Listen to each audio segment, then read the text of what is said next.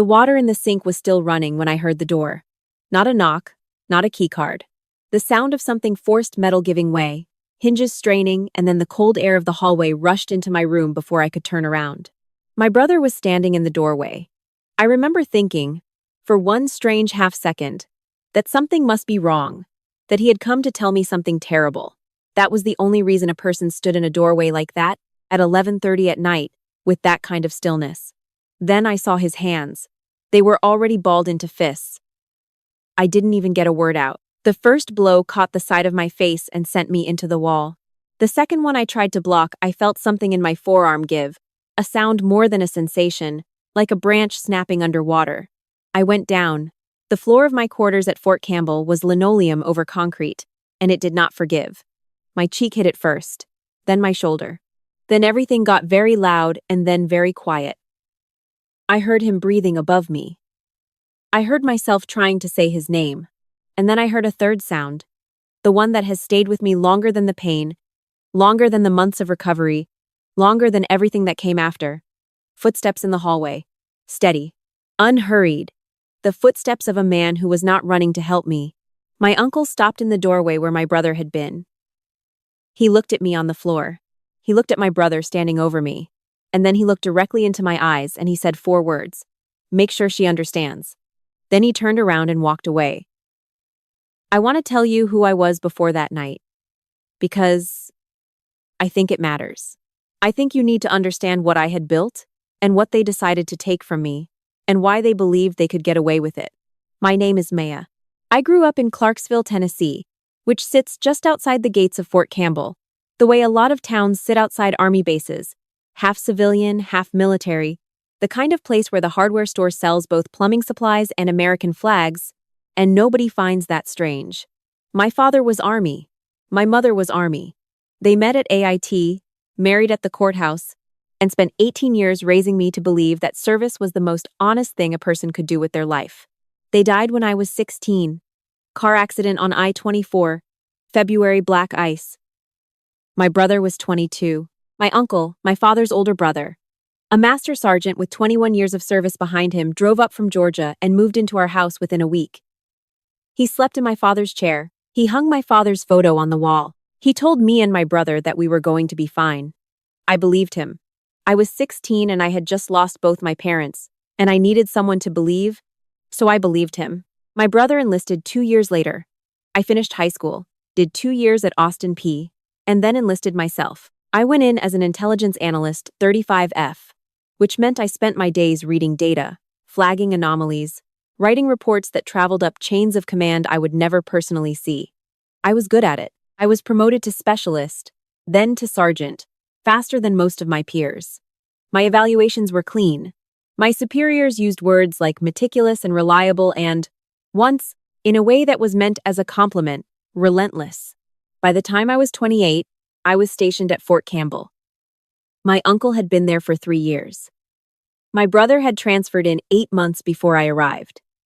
The Army is smaller than civilians think. Families end up at the same installations more often than you'd expect, especially if they're all in the same branch, especially if they're from the same region. I thought it was luck. I thought it meant I had people around me who loved me. I was not wrong that I had people around me. The investigation that changed everything wasn't mine to begin with. It landed on my desk the way a lot of things did as data. Discrepancy reports from the supply chain, equipment signed out to units that didn't exist, serial numbers appearing in 2 places at once. Whoever had been managing the paperwork was good, but not good enough, because the numbers still had to add up somewhere, and they didn't, and I was the person whose job it was to notice when they didn't. I flagged it.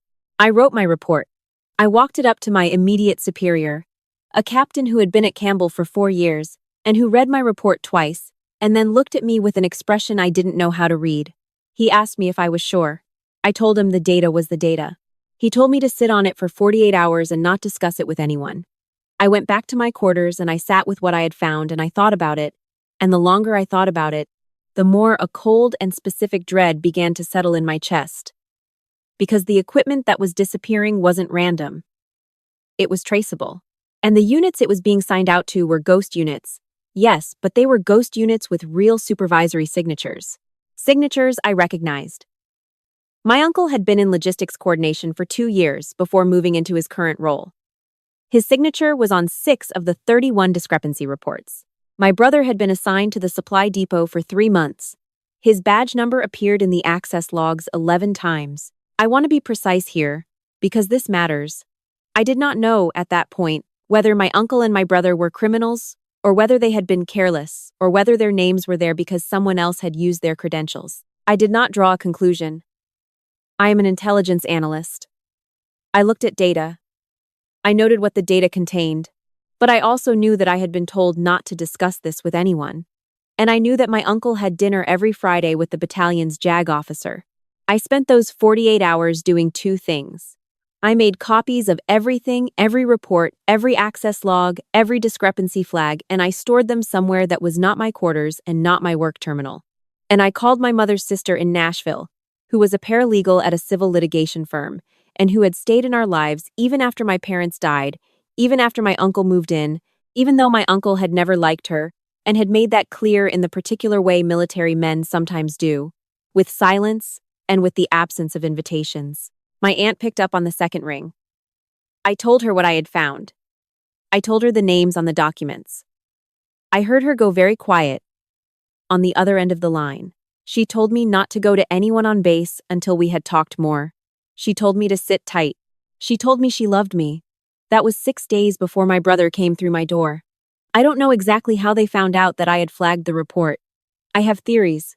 The captain I reported to may have said something. The copies I made may have been noticed.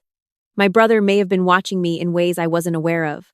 The Army is a small world, and Fort Campbell is a smaller one. And I had been asking questions in a place where questions had costs. What I know is that they came for me on a Tuesday night in October, and I was not ready. I was on the floor for a long time before I was able to move. My left forearm was fractured. I didn't know that yet, but I could feel the wrongness of it, the way the pain wasn't localized, but radiated outward, like the bone had developed its own heartbeat. My face was swollen on the left side. I had a 2-inch laceration above my eyebrow from where my head had hit the wall before I hit the floor. I got up. I know that sounds simple. It was not simple. Getting up took everything I had and then some things I didn't know I had. The kind of reserves you only find out about when there is no other option. I pulled myself up using the edge of my bunk, and I stood there in my quarters at 11:45 at night, bleeding onto the linoleum, and I made a decision. I did not call the MPs. I want to explain that. I know how it sounds. I have read the comments on videos like this one, and I know the question people ask, why didn't she go to the authorities immediately? And I know they ask it because they believe, reasonably, that the authorities exist to help. That when something is wrong, you go to the system, and the system responds. My uncle had 23 years of service. He had friends at every level of that installation. The JAG officer he had dinner with every Friday was a lieutenant colonel. My brother had served alongside the MP's senior NCO in 2 previous assignments. And someone my captain had spoken to, had already known enough to warn them before I had made a single formal accusation.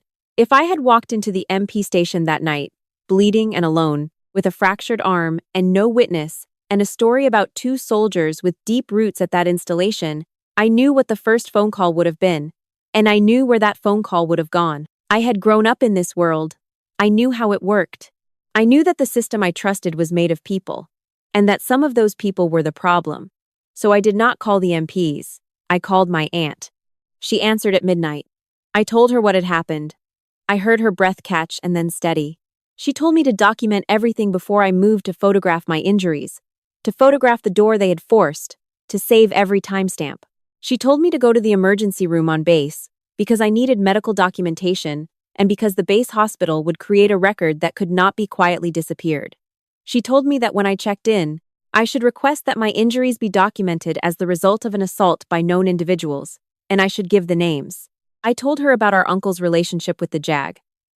She was quiet for a moment.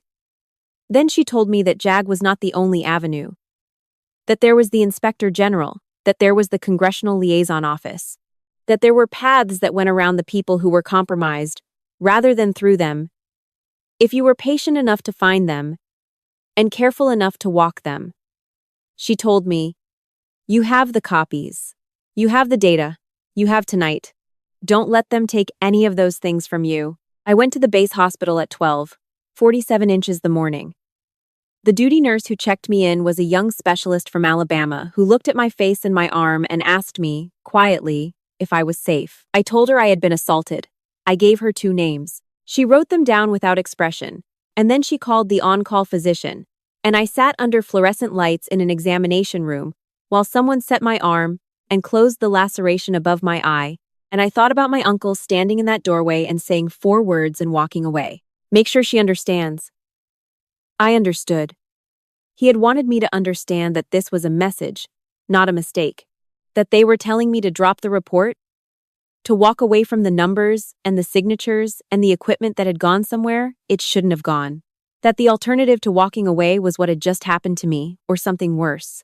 What he had not understood, what neither of them had understood, was that I had already made a different decision. The next morning, my arm in a temporary splint, the left side of my face a color that had no name, I submitted a formal complaint to the Inspector General's office. Not through my chain of command, not through anyone on that installation who could intercept it. I filed it directly. In writing, with documentation, with the copies I had made and stored elsewhere, with the medical record from the previous night, with the timestamps and the photographs. Then I waited. The weeks that followed were the hardest I have ever lived through, and I have had some hard ones. My brother was transferred to a duty assignment that kept him away from me. This was presented as routine. My uncle began a campaign that I can only describe as systematic, because that is what it was, systematic and deliberate, and conducted by a man who had 23 years of experience navigating Army bureaucracy and knew exactly which levers to pull. Rumors started. I heard them secondhand, through the particular silence that falls over a room when you walk in and the conversation stops. That I was unstable. That I had a personal vendetta against my brother stemming from a dispute over our parents' estate. That the injuries I had reported were inconsistent with my account. That last one was the one that frightened me the most, because it meant someone had gotten to the medical record, or tried to. I called my aunt every night. She had connected me, through her firm's network, with a retired Army JAG officer in Nashville, who now practiced military law in the civilian sector. He became my unofficial advisor carefully, because he could not formally represent me in a military proceeding, but he knew the process, and he knew the language, and he knew, crucially, which parts of the system were harder to corrupt than others. He told me the IG investigation would take time.